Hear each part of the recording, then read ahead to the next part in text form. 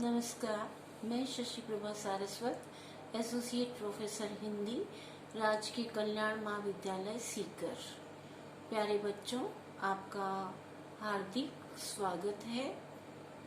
अध्ययन की सतत कड़ी को आगे बढ़ाते हुए पंडित बालकृष्ण भट्ट जी के निबंध साहित्य जन समूह के हृदय का विकास है के अवतरण की पुनः आगे की व्याख्या करते हैं। इन्हीं प्राकृतिक पदार्थों का अनुशीलन करते करते इन आर्यों को ईश्वर के विषय में जो जो भाव उदय हुए वे ही सब एक नए प्रकार का साहित्य उपनिषद के नाम से कहलाए। जब इन आर्यों का समाज अत्यधिक बढ़ा और लोगों की रीति नीति और बर्ताव में विभिन्नता होती गई, तब सबों को एकता के सूत्र में बद्ध रखने के लिए और अपने अपने गुण कर्म से लोग चल विचल हो सामाजिक नियमों को जिसमें किसी प्रकार की हानि न पहुंचाए, इसलिए स्मृतियों की साहित्य का जन्म हुआ। प्रसंग इसका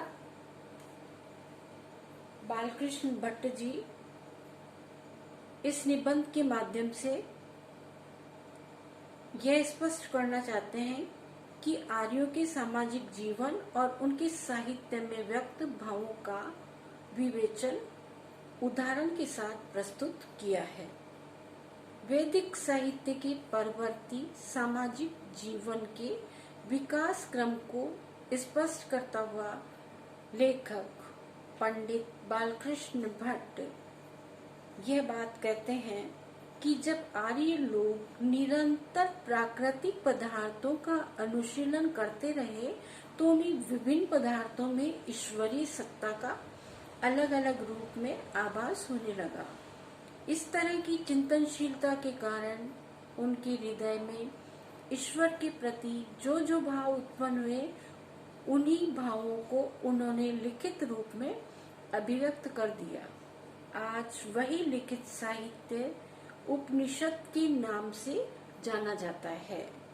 इस तरह उपनिषद साहित्य में तत्कालीन समाज की चिंतनशीलता और बौद्धिक विकास की प्रखरता की दर्शन हो जाते हैं।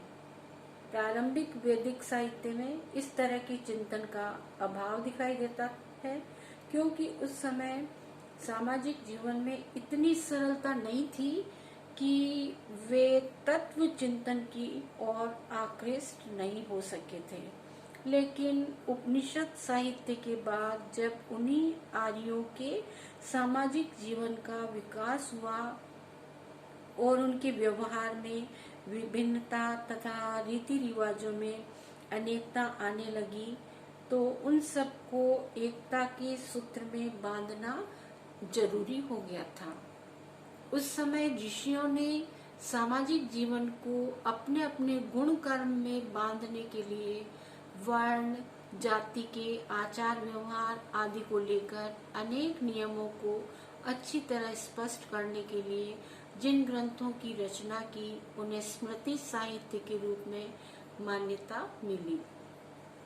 इन ग्रंथों में भी तत्कालीन समाज के लिए ऐसे नियम बनाए गए जिनसे न तो समाज को कोई हानि हो और न किसी प्राणी को अपने आचरण में गिरावट देखने को मिले तथा सारा सामाजिक जीवन नियमित ढंग से चलता रहे। लेखक पंडित बालकृष्ण भट्ट का उद्देश्य यह है कि उपनिषद साहित्य में सामाजिक जीवन का बौद्धिक विकास अत्यधिक प्रखर हो गया था, परंतु स्मृति काल में समाज में अनेकता आ गई थी और विभिन्न प्रकार की रीति नीतियां, आचार व्यवहार और परंपराएं समाज को कमजोर करने लगी, जिन्हें नियंत्रित करने के लिए स्मृति ग्रंथों की रचना की गई। इस तरह उस काल के साहित्य में भी सामाजिक जीवन की स्पष्ट झांकी देखने को मिलती है।